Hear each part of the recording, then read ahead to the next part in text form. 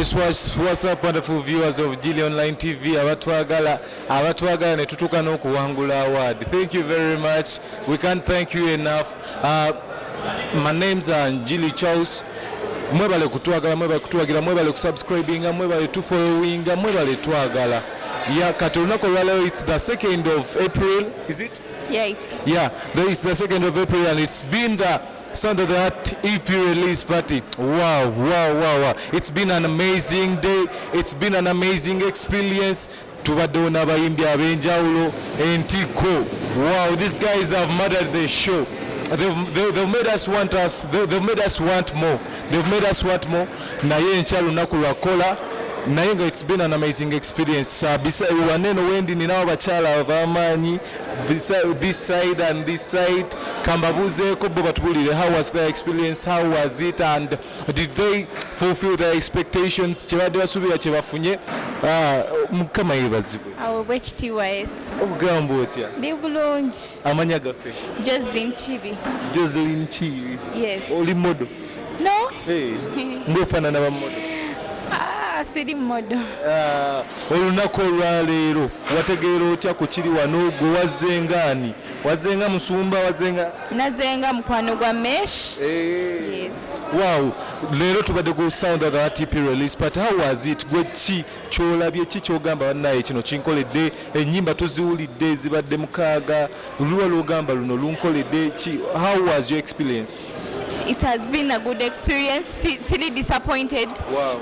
Like kubadde nga kusupportinga naye nange nga nyiddwamu nnyo nsanyuse nnyo nyumiddwa nnyo ennyimba zonna omukaaga ezifulumye bbiri ze zisinze okunkolera testimony ne paka obudde nga buzibye. It was so nice. Like bulijjo twogera kwagala naye tetwogera kwagala abantu abalala.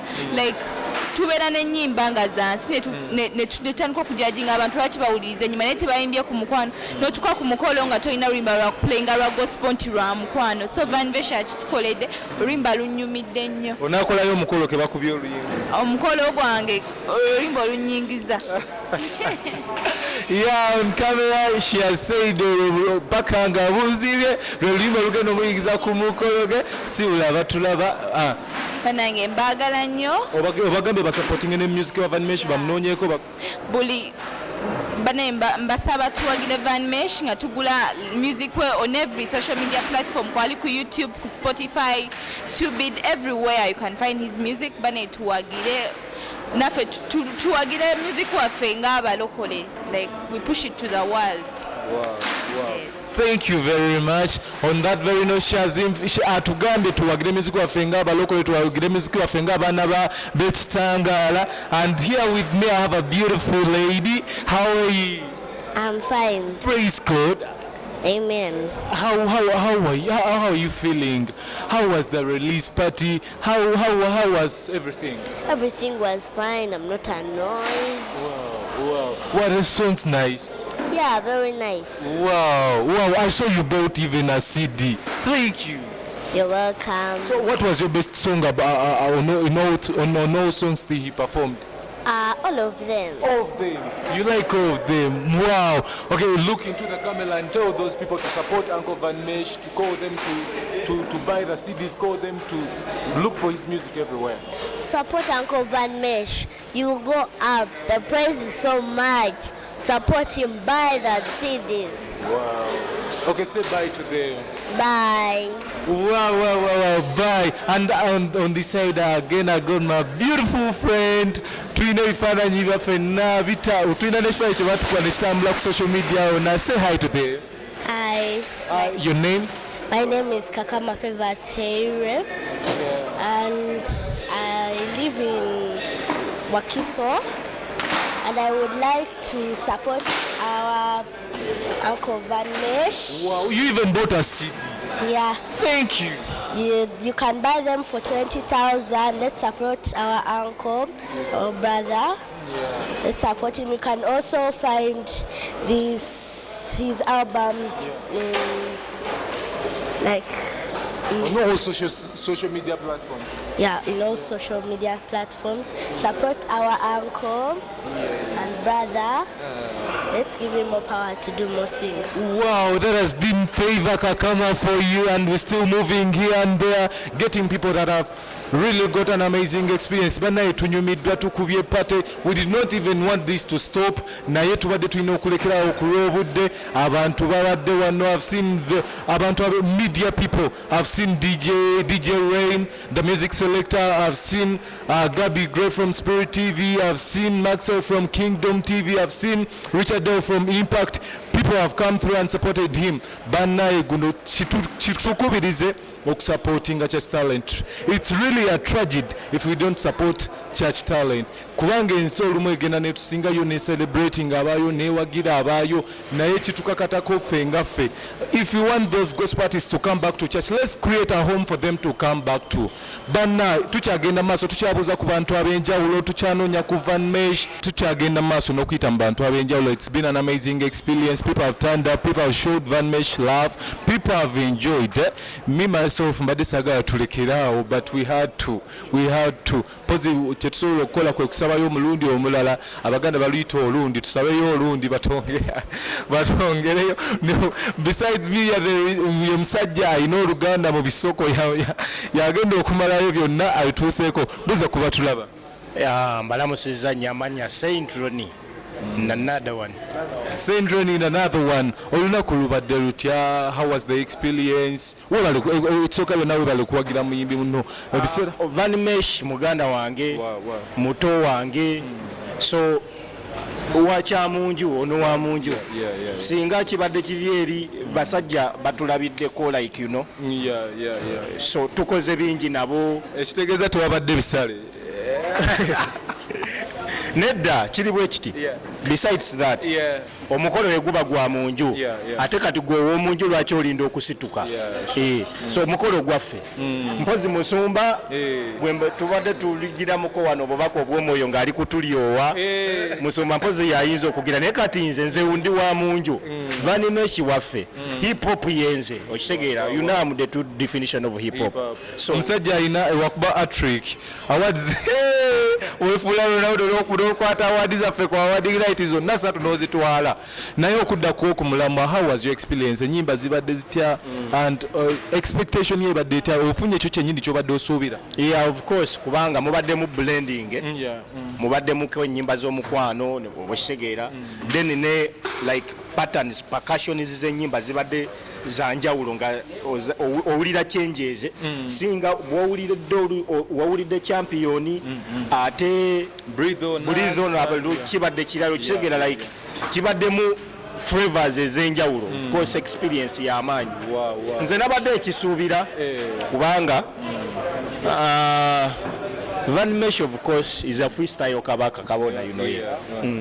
And on addition to that, twebaza omusumba. I want to thank Pastor for allowing us and allowing God's use of course. Kati okuvaako katono ku gundi wasembayo to a project.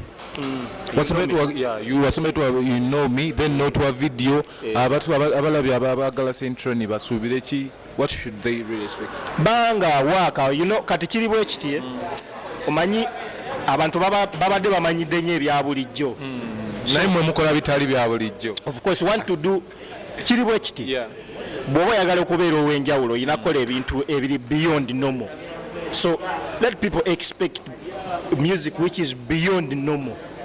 So I'm soon releasing a new band. It's called Live. Can you give us a hit of Live? Boda kulya basoga ndaba majido oba kumbolya banakolebera kuli banabagana ndaba wona matoke ate bali abasamya kasoma ninge ni mutenda mubisi gwanjo kimwatu na kuwoma naye guno mukwano gwa Yesu gwete gubimanyi etano life sopelo kyande nacho life guno mugati bona mu byonna bisanga muona life. Gwe, the guy is bad. The guy is real bad. He said he's the real definition of hip hop and really tosobola kukiwakanya. Yeah. Nenga sibula batulaba then tubabuli music wa bamusanga. music ali ku platforms zizonna balinga babuuza Central music tumulaba ku iTunes namuteekayo gyali iTunes Amazon simanyidde za Boomplay YouTube music yonna gyali bayidawo tewakyali kyakwekwa so liri bangamba nga music we tumunonya ku TikTok tetumulaba music we tumunonya ku Instagram tetumulaba nembiteekayo byonna waka gyali just look for Central STRONNIE. Yes, tukyagenda maaso n'okuyita mu bantu ab'enjawulo okutubulya experience yaabwe kibadde kitya banna ennaku zino pate ku pate. Yesterday we had the vegan night, the Viga Awards 2023. Today tubadde mu Sound of the Heart EP. Ku Lwokuna luno ku Holy Thursday tugenda kubeera ku Serena Hotel supporting Naki Julian, the Queen of Hymns. Oluddako ku Easter tuli ku Gospel Music Extravaganza. Weba tonnafuna tiketi yo mukwano gwange simanya, and a lot of concerts are coming through. We have Pastor Jesse Nabosa coming through. We have Kupi Blai coming through. We have Deepa Shrimes coming through. We have the Vann Awards coming through. We have Tondekam Chisacho. A lot of concerts are coming through. Madna muje tuwagire abafele support our own. Musumba afe waneno musanda da tipi abadacho ogera ko agaba let's support our own. Ate sigenda muwanda mibigambo mukamanga wagada cause aliwo ndi wano naye kaso kababuzeeko musumba buza kubatulaba. Abatulaba tubalamusiza.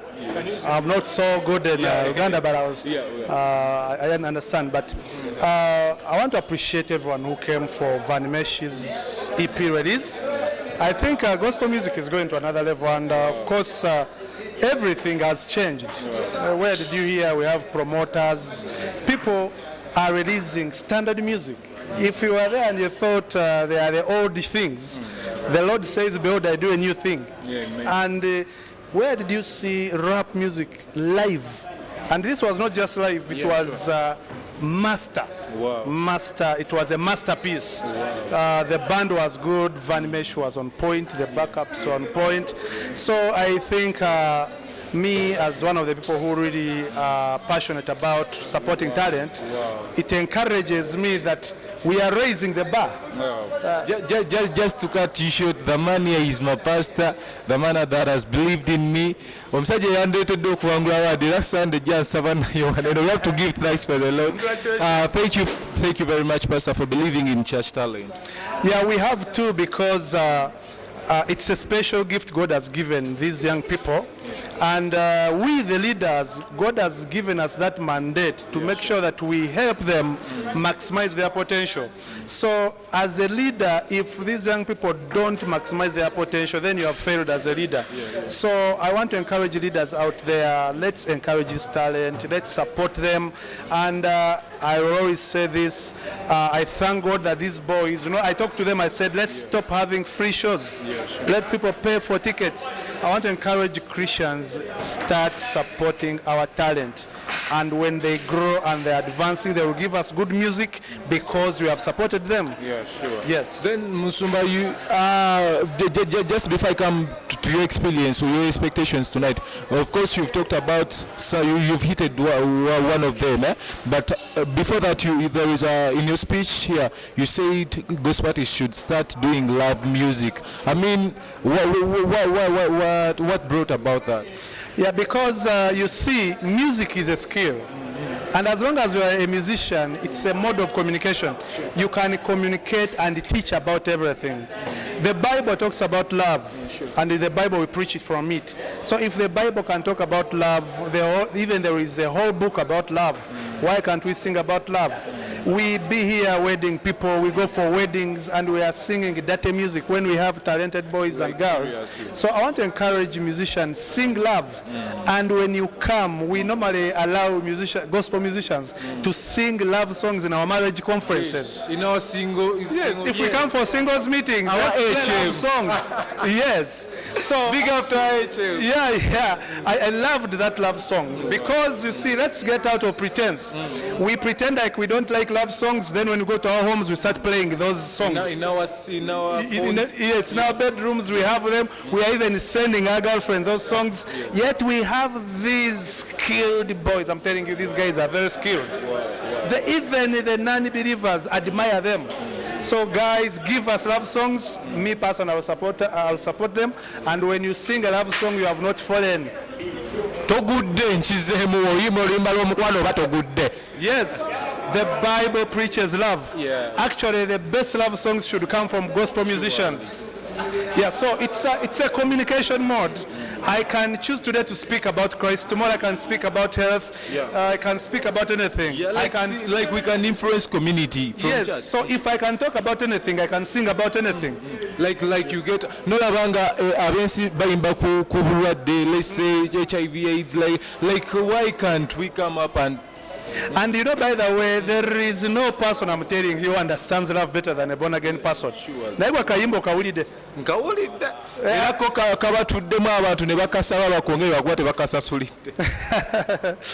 So we need more of that music, and I want to encourage TV stations, play love music, because this is the true love. If we don't play love music, some other person will play the bad love music, and they will play the bad message. You know, these guys, they sing love and they are showing their nakedness. These secular guys. Yeah. But you see, we need a person who will sing love. The best love words are in the Bible. Go and read the book of Songs of Songs. Yeah, sure. Go and read Ephesians chapter 5. Read, salvation is about love. It's really so, and when we're talking about Christ, it is always compared to a man and a woman. So that means Christians, there has to be a revolution where we are the ones who are singing the best love songs.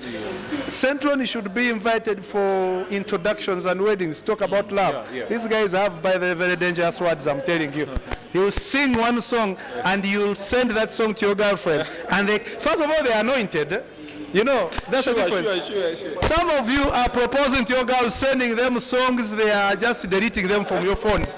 When you just need one song from Centroni of love, and the lady will sing it, and they feel the consciousness, and they say yes. The next day they will say yes. Yeah, but I'm very serious. Let believers sing love songs. Yes. We are tired of going for events, and you look for anyone who can sing a love song. You can't find it. And yet you cannot go for a wedding and you are playing something different. So there has to be that music, and we have to support it. Wow. Thank you, Musubade. So your expectations tonight were fulfilled? It was awesome. The stage was good, by the way. You guys did well on the lights. I am a proponent of class. Yeah. I know that. Yes, and everyone who came today, they talked about class. The lights were good. Sound, people were out there. Yes. Yeah, and you guys are really doing well, and let's appreciate these guys really. Njiri Promotions, it is a new thing, I'm telling you, you guys are bringing, and I believe there is a reason why God is raising people like you, promoters who promote gospel music. But also another thing that really touched me and spoke loudly is the unity you guys have. I have not seen it anywhere else, I must say. Maybe I don't move a lot. But these guys, there is a song they sang, everyone got a small part. Those guys of Ntiko. And to me, that is the biggest demonstration. I'm telling it is coming. Musicians are teaching us preachers unity. Yeah, sure. We need also as preachers to reach that level of unity where you have 10 preachers on the pulpit, each one just preaching for 5 minutes. Imagine that unity. So guys, but last year we had it on the launch. We had our men of God. Yes. We are really trying to. We are in the last times, in the end times, and the message also has really to change. We have to preach love. We have to preach unity, and not only preach it. Our message must be seen in everything we do, because the greatest message is the life we live. Yeah. So. Me, I'm happy with our rap, they normally call it worship. What they're doing, I always encourage them. The lyrics are powerful. If you think these boys are not powerful, go and listen to the lyrics. Yes, I just pray that people pick up this music because it's so powerful. So in about 2-3 minutes, what do you have for them, and what would you tell them to the artists that have performed here, to Vann himself? Your words to him. Yeah, I think most of the things they know, they are born again. But one thing I want to tell them, they should stand their ground.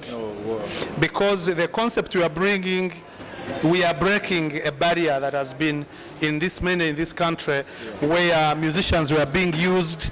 You'd find when preachers have crusades, they call musicians go back to their rooms and they are crying, and musicians sing on Sundays. The men of God take the whole offertory, and we don't give musicians as a priority. And when they stand up to speak, of course, they are beaten hard.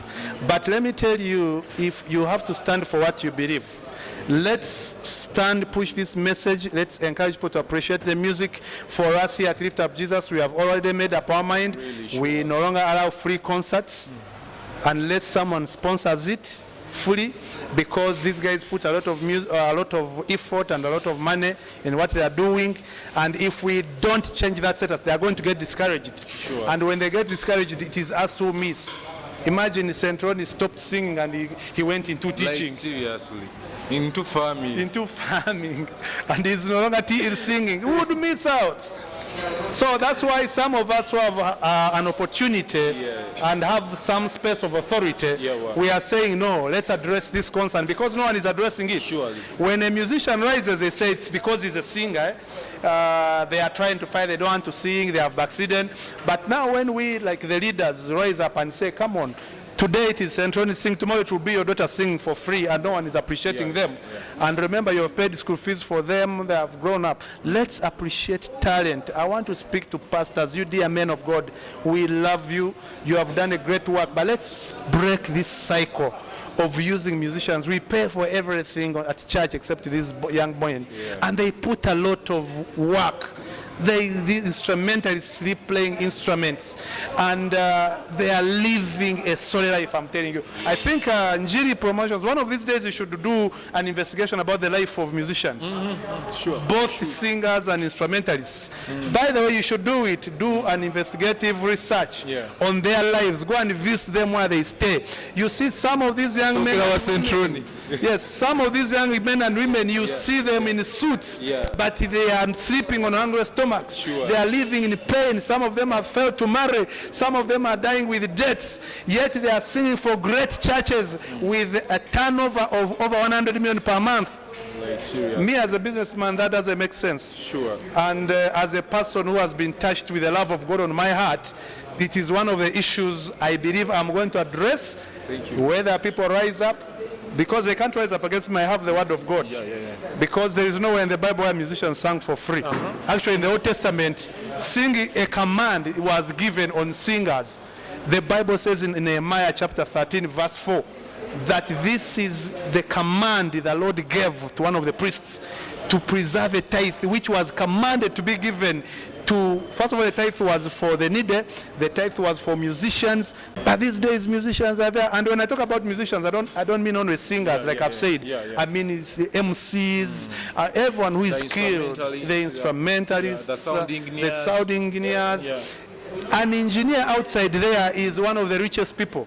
An engineer in the church is one of the poorest people. Does that make sense, you people? And can you imagine people leaving church and they go out to work for the world? And you know, the Bible says, Paul himself says that we have the right to demand for this. Yeah, we have the right. So I don't speak this in judgment, but it is the message God has given me to wake up leaders, to tell them, look, God will judge you. God will judge you for the pain someone is going through. God will judge you for that keyboardist who is suffering. God will judge you for that singer who is living in pain and you are taking advantage of them. God will judge you. If you have the funds, please take care of these people. The Bible says a worker is worthy of his pay. Do you know in the Bible that Christ told his soul winners, you go to preach to a person who's not saved. Christ said, if they don't give you food, don't preach to them. These were people not saved. He said, if they don't pay you, don't let any pastor challenge him on that verse. Christ said, he sent out the 72 to go and win souls. And he said that if you go in a house and they don't give you what to eat and where to sleep, leave that house. These are people not saved, but for us we are fighting with born-again, moreover leaders who are mistreating young men. And you, pastor, look at that keyboardist in your church. Are you sure you have a turnover of over 50 million? 50 million, you can pay 12 ministers. You can pay a choir of 10 people, surely. You get? Yeah. Imagine he was your child. That's why some of these things, when you look at them from the angle of love, they become easy. But you see, when you are serving with the ministers and you are looking at them as strangers, you will not care. Sure. But when you look at your child, you may be not appreciating the musicians. Wait when your child takes up that. You may not appreciate that guitarist. You may not appreciate that keyboardist. Wait when your child grows up and is the one playing the keyboard for another church. That's when, and you know, you reap what you sow. Like what? If you are using other men's children to serve and you are not taking care of them, when your children rise up, they are also going to be used by other men. Wow. Imagine you have paid all the school fees for your child up to campus, up to university, and all your child tells you is a keyboardist of some church. You ask them, how much do they pay you? Nothing. Wow. Do you know how much pain parents are going through because of their children, just because they are serving? Is it because the Lord cannot provide for them? Not at all. The blessing is there. That's why the church is growing. That's why preachers are on TV. That's why on their radios, they pay money to be on radios. Sure. But it is just a matter of priority. So I want to encourage preachers. Like I've said, I'm not judging you. I'm just telling you something. Value resource. If you are able to pay singers, pay them. If you invite singers if singers have concerts, support them and pay for the concerts, because you go to those restaurants and pay for food. This one I speak with the confidence from God, and I speak with the love of God. Any man of God that does not appreciate musicians does not have love. That has been my pastor. Thank you very much, Musumba. Welcome. I'm very passionate about this. When I begin to speak, I don't want to stop. I understand. But we shall be speaking it until this cycle is broken. Yeah, I think we should get one of the days and have long hours with my pastor, with Musumba. But thank you very much for this wonderful. Thank you. Lift Up Jesus has been one of the #1 sponsor. Thank you very much. I can't stop you now. I can't thank you enough for supporting church talent. Thank you very much, Musumba. Lift Up Jesus is always open for any youth, as long as you are born again and you have a concert. We don't charge venue for young people. Wow. Because it's our passion. It's one of our mandates, really. Thank you so much. And thank you too. You are doing a great work. Congratulations for the award. I think next Sunday we shall have a party and celebrate it. Surely. That has been Pastor Kagama, my team leader at Lift Up Jesus Kampala. Here we hear wisdom. He's a kingmaker. He's a man of wisdom. I mean, look at us. We have Ray MC from Lift Up Jesus Kampala. We have Vann, we have me myself. We have a lot of people, and I mean influential people that are coming through from Lift Up Jesus Kampala. He's really a kingmaker. He speaks wisdom, and I want to thank him very much for standing in. Abantu banyumiddwa show kyenyiza okugamba pata ebadde wano abantu batuuyanye abantu I must say Sound of the Heart EP release has been but has been one of the amazing concerts I've attended so far in 2023. Nkyayogera n'abantu ab'enjawulo batubuulire ndi wano n'omukulu.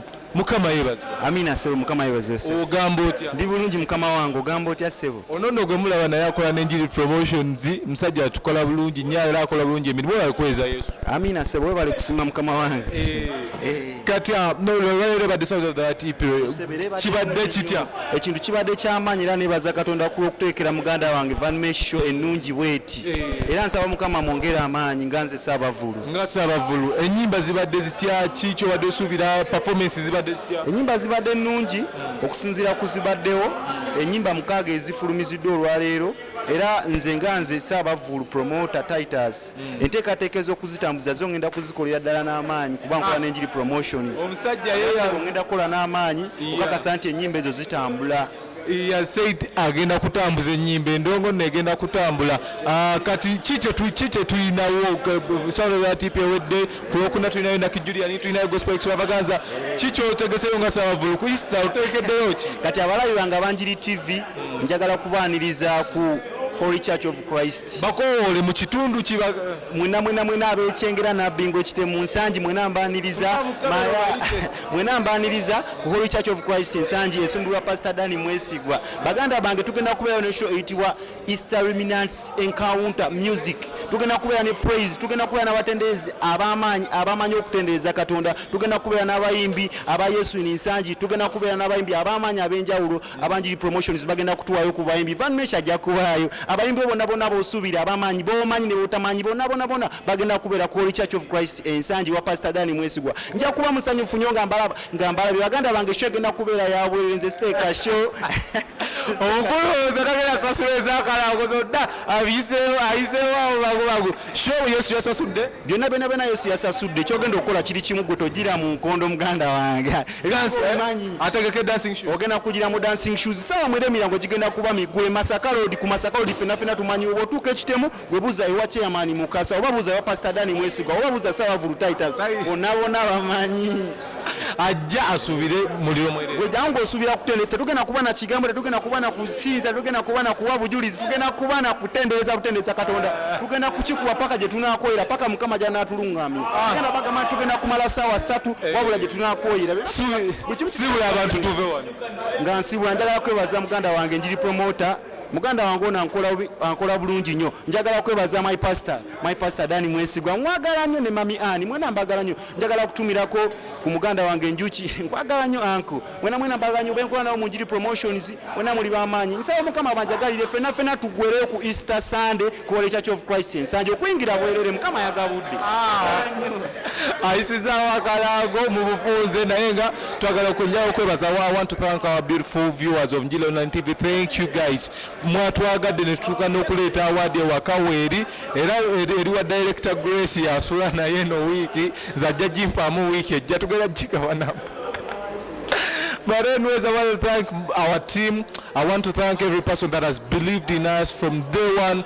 I want to thank every person that the entire team we work with. Njiri Promotions, the guys of the events, people that do ground promotion, people that request for that music. Mwebali nnyo, mwebali ddala. We can't really thank you for the artists, for the artists that have believed in us. Netukolako nammwe mu bivulu muki. Thank you very much. Febani Mukama beyalonda. Thank you very much ku camera and ku director Grace Smiles. Webale nnyo mukulu otukola bulungi. Otukola bulungi kandekera otongo oba Mukama wange. Kama akonye omukisa. Ololulo. BTL soft liti squad eri sofiti tututenjiri ku street tusanze yes alina sweet credit.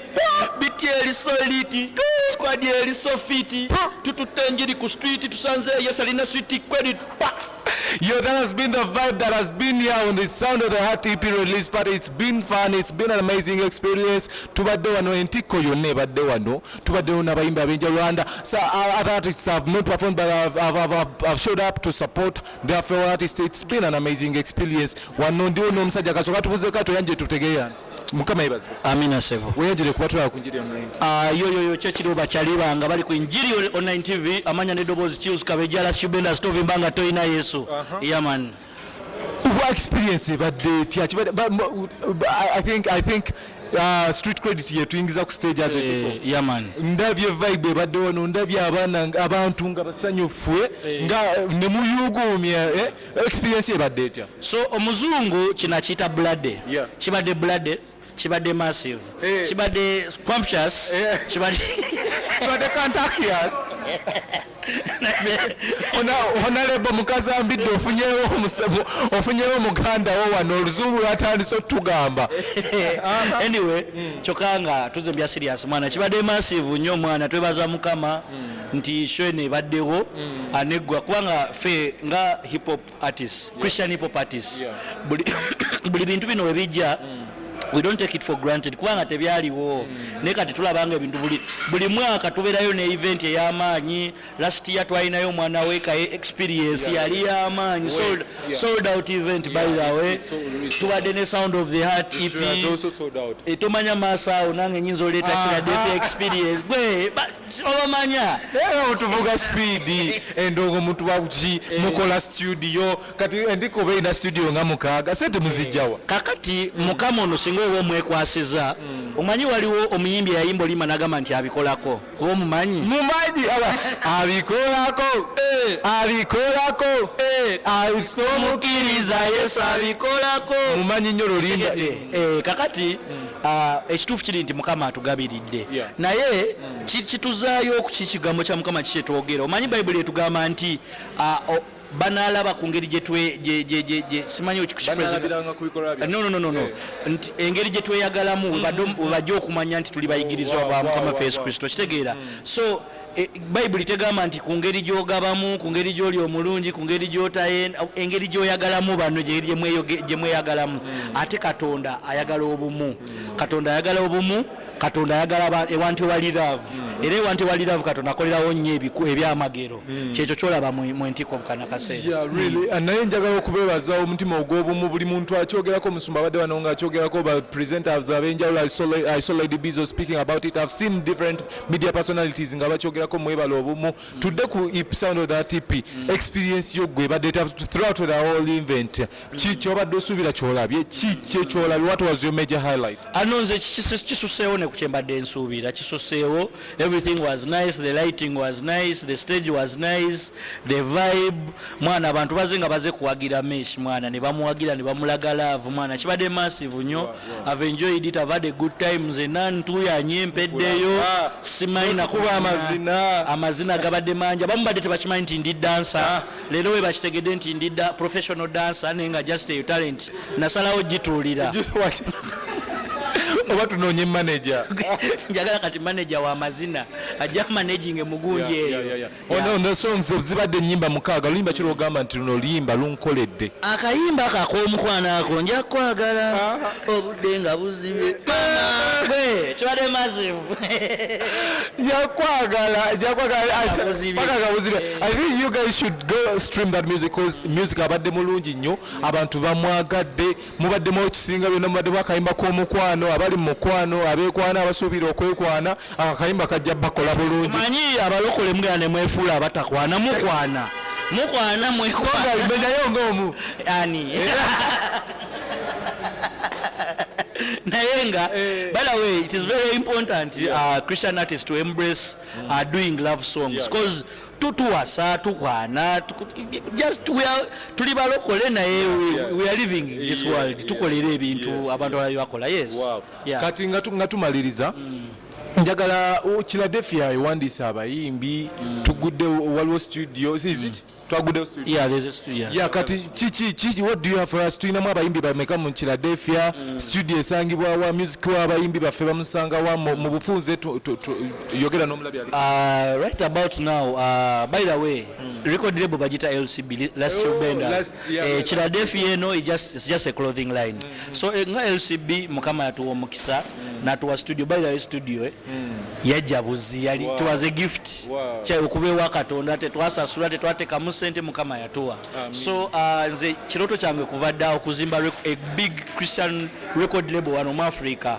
that is nga foundation yayo eri mu kigambo kya katonda so studio twebaza mukama yaguddewo twatandise okurecording enyimba wadde tetunaba kufulumya yes tulina abayimbi betuli mu kuyambako betuli mukolagana nabo abayimbi abato abajja barapa bakabi okitegeera nze simanyi oba muli meteefuteefu sentoni yakogera amawanga muli beteefuteefu simanyi oba muli beteefu naye nga kyemamumanya nti ekijja kyokya kyenyinza okugamba siwula abatulaba ku Njiri online TV babule music bamusangawa tugende batulaba nsokola ddala obeebaza okulaba okugoberera Njiri online TV okuwagira omusajja ono kyakola kyamaanyi kyakola ku lw'enjiri ya Kristo so music wange ali ku all online streaming platforms oba Tidal iTunes YouTube music buli wamu music wali so just ogenda okebere bukebezi chills kabeja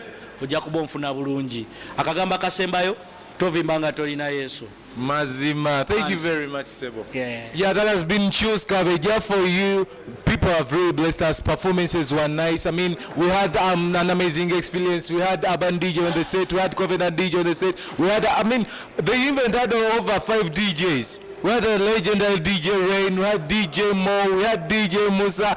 Gwe, muliro gubadde wano, performance zibadde wano. We had Giddy dancers, we had steam dancers, we had hype men. Gwe, it has been an amazing experience. Katongera okubuzayo ku bantu omu babiri basatu. Even the government agrees. Right besides me, waliwo ndino omusajja ow'amaanyi award winning party maker party weyanjule mu mutu nyinza okuwayiriza byotali weyanjule era abatula ku Njiri mwana atula ku Njiri Online TV, man. Urban DJ is my name, URBAN, Urban DJ. Even the government agrees. Wow. We had Urban DJ, one of the DJs on the set for the Sunday that EP release party. It's been an amazing experience at Kube Hype Session. Netutabuka aba sibayira kumanya wabali kuwereza Yesu atwala biro obudde ntene obuweddeyo. People were craving for more. Yeah, they were craving for more, but then we had to go, man. Kwaga owedda bamanaja b'ekivulu bandiko wali naye ngene ndonge kyakojja, but we had a good time, man. Wow, amazing. What was your experience? I mean, what did you expect, and what was your expectation filled? My expectations were way too low to what I've actually seen. Wow. The lighting, man. Big salutes to Pile Warehouse. Man, the lighting was so dope. The sound was so dope.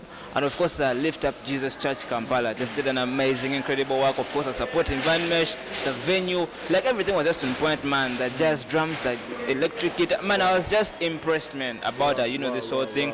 And I feel inspired. Wow. Yeah. Njiri promotions to give us is a fete tukoze. Akati madenzi appreciation on what is the expectation. Yeah, but if I'm to thank people, first I really want to thank Lift Up Jesus Church Kampala for supporting the gospel industry, of course, for supporting artists and stuff. I want to thank Njiri Promotions. This guy right here is my manager, by the way, Urban DJ. He's the manager on Ogaye Gola Award. Nze mu butono bwange.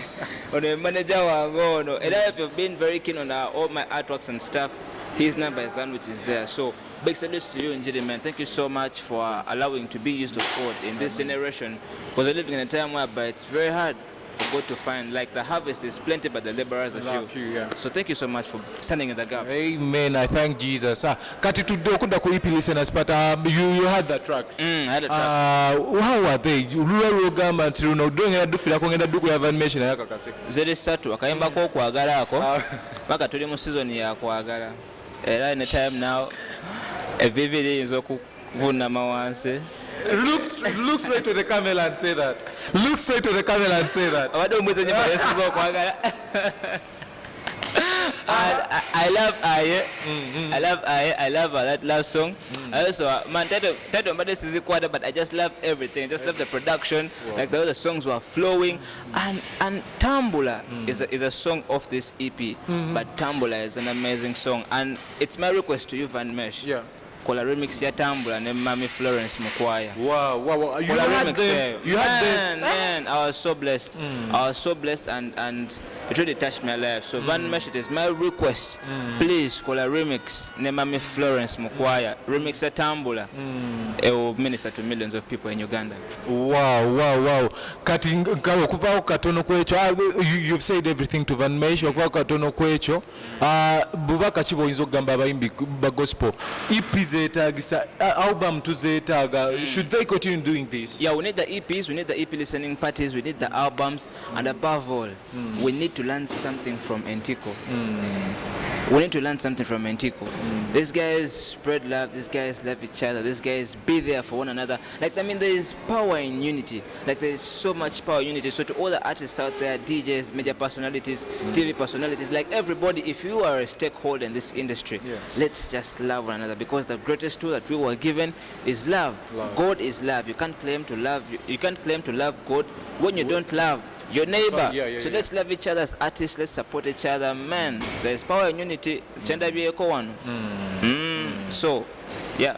Yeah, mu bigambo bibiri bitono akagambo kakasemba eri omulabi wa Njiri online. Follow me on my social media platforms, Vann DJ everywhere, Instagram, YouTube, Facebook, Twitter, of course TikTok at So Winning DJ. Of course moyongere okulaba Njiri online TV. Let's support my manager because this is for the gospel. This is adding a brick to the gospel. Ainange mumpagire bannange, mumpagire. Tuwagire. Chata yogedde bannange, we are in the Easter season, mutubukinge Vann DJ wali kukola. You go to on all the social media platforms, information kweri kosobola okuba, book him for your church events, for your weddings, for your introductions. Book us. Let's support our very own. It's really a tragedy if we don't support our own. And even I was nominated in the Vann Awards. Vann Awards. Wow. Biggest award ceremony in the gospel industry, biggest award ceremony in Uganda. We need to bring this home. Amen. We need to bring this home. Twajiwangula last year, and this year just go to the Vann Awards. The category is DJ of the Year. Wala DJ of the Year just londa bulonze wali Vann DJ, URBAN DJ. Let's bring this home, Ben. That has been a Vann DJ for you from Spirit TV. He works on Spirit TV Monday to Sunday. He's on your Telefina, he's on your TV from 7 to 2. Watch him. He always there doing good music and good mixes for us. Playing our requests. Genda ebisam sambola Spirit TV. Tubagala nnyo tukatunonye ku muyimbi. Yeah, and on this placard I'm holding here right is Sound of the Heart EP track list. It's now available. I see iTunes, Amazon, Deezer, Tidal, Boomplay, Spotify. I see Aye Mukama Yakoze. I see Testimony number 2. I see Champion. I see Bredonas. I see Omulina. I see Pakangabuzibe. Wow, great tracks over here. Nzembaddewo tuziwulidde mutuweereddwa omukisa abantu banyumiddwa era omuyimbi wuno ndi naye katubuuzeeko atubuulire eki kyabadde asuubira, atubuulire kyabadde asuubira kyafunye, atubuulire abantu bamulaze omukwano pate ebadde wano nga tebaagala tumale buza kuba tulaba ku Njiri nti abasebo ne bannyabo amanya ze Vann Mesh omubuulizi, the freestyle kabona, the Melanin King himself, Mr. Sound of the Heart. Wow. Esaawa zino amanya gakyuse ye Mr. Sound of the Heart. What was your experience going nga nannyini sheeno? Ki kyobadde osuubira? Kyobadde osuubira kyolabyeko? Njagala okugamba nti kyembadde nsuubira era nkifunye kubanga ebadde show yange esoose. Can you imagine it was a full house? Ng'omuyimbi era njagala okwebaza abantu okujja ne bawagira ne babeerawo ne tunyumirwa mukoze ekyamaanyi nnyo era njagala okwebaza Njiri online TV, Njiri Promotions, Lift Up Jesus Church Kampala, Pie Warehouse, Youth for Christ Uganda, and then Youth Arts Movement, Hitonics, Entiko, Banji, wakoze omulimu gwamu. Buli alina kyakoze towards the cause and towards the success of the Sound of the Heart EP release party. Twagala okwebaza mu ngeri enjawulo, twegatte eddoboozi yaffe ku ddoboozi ya Vann Mesh nti weebale nnyo nawe yatandise dde okustreaminga music ono nawe atandikidde ogenda ku YouTube okusubscribinga. Thank you very much. You're doing a great job for supporting the church talent, for supporting gospel music. Ogenda maaso, people were appreciating the sound abadde mulungi ntusobola nokukolifix ngambi nangamba ka sound nga kasufu oba mumpe munkubemu ne mugamba tekijja kusoboka.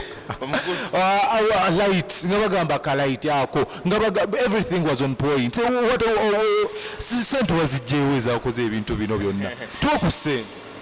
Ekituufu kyo kiri nti Mukama yakoze era ate Mukama bw'akola ayinza n'okuba atakuwadde kaashi naye akugattako abantu abakwongerako ate ne bakwongerayo okitegeera. Sound omukulu yamukoze Mr. K Wills, my producer, yasinga okukola nze nabagambye yasinga okukola live stream ne live production mumuwulidde sound abadde mulungi talumya matu just mulungi n'omukulu Pie Warehouse yatuwadde amataala amalungi. Simanyi ngeri kijenyiza mwebaza naye tweyanza. Yeah. Abantu batuwagidde, we saw mom, we saw mzee bonna babaddewo. Vann DJ nga wembadde ngamba tunjogeddeko n'abantu ab'enjawulo. Yeah, Vann DJ azaagadde, DJ Rain love them and all DJs. Okimanyi tubadde ne ba DJ nga mukaaga ku event, ba media personalities babaddewo. So kati Vann DJ abadde alina ekiteeso ng'agamba oluyimba luli eri terubadde ku EP naye luli atambula abadde agamba lwaki temutukolerayo remix ne mukadde.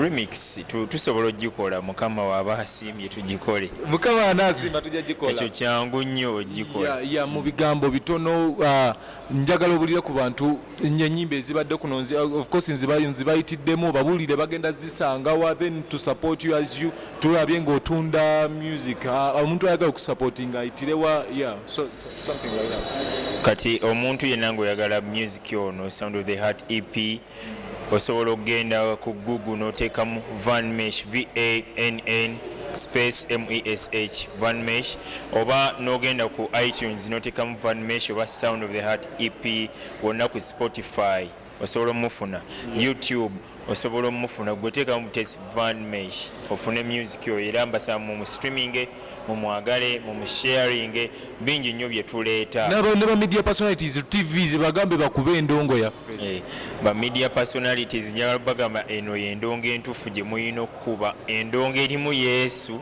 wake up call mukerereko mukerereko drive shows mukube eno y'endongo ejjudde amafuta n'omwoyo mutukuvu si kwogera bwogezi naye ebyaddala y'endongo eva wa Mukama Katonda kati mu bigambo bitono nnyo njagala webaza abantu bonna abaze abakulaza omukwano ababadde okuva show yatandise buli just bebaze mu ddoboozi eryawamu tetubamenyamenya naye bebazeewo bagambe bebale kuwagira abalabi abakulaba kugira njagala okwebaza bonna ababaddewo viira ddala kubadde ku miryango nga bayingiza abantu asharinga ini abantu nebaza ababadde ku bivuga bakubye bulungi bonna ate ffe abazze abasasudde tiketi zaffe ate abazze bo bakoze kyamaanyi nnyo okutuwa ku ssente zaabwe ssente ye Uganda naye era batwongere tezimala nnyo kiri awo basobola otwongera musime mugule zi CD endala mukole order eya merchandise waliwo neno eno tugisaba okuludde nayo kati kweri ku katale osobola ku orderinga nekutuukako tudelivaringa nga Jumia